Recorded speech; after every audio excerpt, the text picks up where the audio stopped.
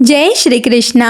माघ मास को हमारे शास्त्रों में पुण्य प्राप्त करने वाला सर्वश्रेष्ठ मास माना गया है, क्योंकि इस मास में गंगा स्नान और व्रत का विशेष महत्व बताया है।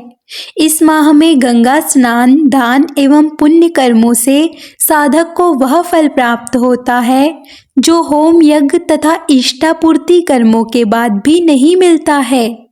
जिस प्रकार से वैशाख मास में अन्न एवं जल दान, कार्तिक मास में तुलसी पूजा एवं तपस्या उत्तम है, ठीक इसी प्रकार से माघ मास में स्नान, जप एवं दान ये तीनों महत्वपूर्ण है। केवल गंगा में डुबकी मात्र से स्नान पूर्ण नहीं होता है। बाहरी शुद्धता के साथ साथ व्यक्ति को मन एवं इंद्रियों के संयम से स्नान करना चाहिए, जिसके बाद ही व्यक्ति को पुण्य की प्राप्ति होती है। माघ मास में नियम पूर्वक किए गए सत्कार्य एवं त्याग से व्यक्ति के अधर्म की जड़ समाप्त होती है। वैदिक शास्त्रों में उल्लेख है कि जो लोग माघ मास में प्रातः स्नान करके भगवान विष्णु का स्तोत्र पाठ एवं दान जैसे पुण्य कार्य करते हैं, उन्हें 30 लोक में धन धान्य के साथ ही अंततः भगवान धाम की प्राप्ति होती है। माघ मास के महत्म्य को बताते हुए महर्षि भृगु ने कहा है, जो व्यक्ति माघ मास में उषा काल की लालिमा में गांव के बाहर तालाब अथवा नदी में प्रतिदिन स्नान करता है, वह अपने परिवार की 7 पीढ़ियों का उद्धार करके स्वयं स्वर्गलोक को जाता है। अर्थात माघ मास में शीतल जल के भीतर डुबकी लगाकर स्नान करने वाला व्यक्ति पापों से मुक्त होकर स्वर्गलोक में जाता है। वैदिक शास्त्रों में माघ मास के स्नान के लिए हमारे ऋषियों ने बताया है कि नगर एवं बस्ती के बाहर का जल गंगा जल के समान है। वशिष्ठ जी ने माघ मास स्नान के लिए कुछ मुख्य तीर्थ बताए हैं, जिसमें पहला तीर्थ है प्रयागराज, जहाँ पर स्नान करने से समस्त मनोकामनाएं पूर्ण होती है और व्यक्ति विशेष को मोक्ष की प्राप्ति होती है। इसके अलावा नैमिषारण्य, कुरुक्षेत्र, हरिद्वार, उज्जैन, सरयू, यमुना, द्वारका, अमरावती, सरस्वती और समुद्र का संगम, गंगा सागर संगम, कांची, त्र्यंबकम तीर्थ, सप्त गोदावरी का तट, कालंजर, प्रभास, बद्रिकाश्रम, महालय, ओंकार क्षेत्र, पुरुषोत्तम क्षेत्र, जगन्नाथपुरी, गोकर्ण, भृगुकर्ण, भृगुतुंग, पुष्कर, तुंगभद्रा, कावेरी, कृष्णावेणी, नर्मदा, सुवर्णमुखरी तथा वेगवती नदी है। इन तीर्थों में स्नान से पापों का शमन होता है। अब सुनिए माघ मास के महत्व की पौराणिक कथा। वशिष्ठ जी अपनी एक कथा में बताते हैं कि प्राचीन रथंतर कल्प के सतयुग में कुत्स नामक एक ऋषि थे। उनका विवाह कदर्म ऋषि की पुत्री के साथ हुआ और उन्हें वत्स नामक पुत्र की प्राप्ति हुई। वत्स बहुत तेजस्वी और आज्ञाकारी थे।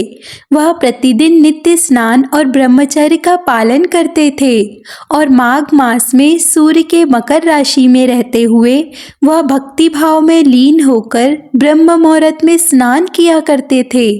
उन्होंने कावेरी के पश्चिम तट पर लगभग 3 वर्षों तक निरंतर स्नान किया। फिर वह अपने माता पिता और गुरु की आज्ञा लेकर सर्वपाप नाशक तीर्थ में आ गए और वहां लगभग 1 मास तक उन्होंने माघ में मां गंगा में स्नान किया और अपनी तपस्या में लीन हो गए। उनकी यह भक्ति को देखकर भगवान विष्णु स्वयं उनके समक्ष अवतरित हुए और बोले, मैं तुम्हारी उपासना से बहुत प्रसन्न हूँ।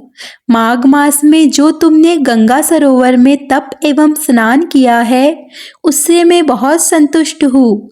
यज्ञ, दान, नियम एवं यमों के पालन से मुझे इतना संतोष प्राप्त नहीं होता है जितना माघ मास में किए गए स्नान से होता है। वर मांगो वत्स। तब ऋषि कहते हैं, देवताओं में वंदित जगन्नाथ, आप सदैव यही निवास करें और समस्त प्राणियों का कल्याण करें। तब भगवान विष्णु कहते हैं, मैं सदैव यहीं पर निवास करूंगा और जो व्यक्ति सूर्य के मकर राशि पर होने के समय गंगा स्नान करेगा उसके समस्त पापों का शमन होगा। माघ मास के व्रत एवं स्नान का जो लाभ है अब वो सुनिए। माघ मास में स्नान से समस्त विपत्तियों का नाश तथा पापों का शमन हो जाता है।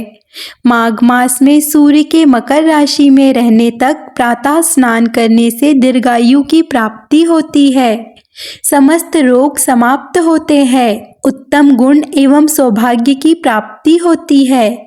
इस मास में स्नान करने से मनुष्य के भीतर की दरिद्रता नष्ट हो जाती है। माघ मास में स्नान करने से व्यक्ति को यश की प्राप्ति होती है, बुद्धि में मेधा का विकास होता है। गंगा जल औषधियों में सर्वश्रेष्ठ है, इसीलिए मनुष्य के समस्त रोगों को दूर करता है। माघ मास में नियम पूर्वक स्नान, दान, व्रत एवं पुण्य के द्वारा वत्स ऋषि को भगवान विष्णु के दर्शन प्राप्त हुए। तो ये थी माघ मास की कुछ विशेषताएं। अगर आप माघ मास की संपूर्ण कथा सुनना चाहते हैं तो माघ मास महात्म्य के नाम से हमारे चैनल पर डेली कथाएं सुनाई जाती है, तो आप उन कथाओं को सुन सकते हैं।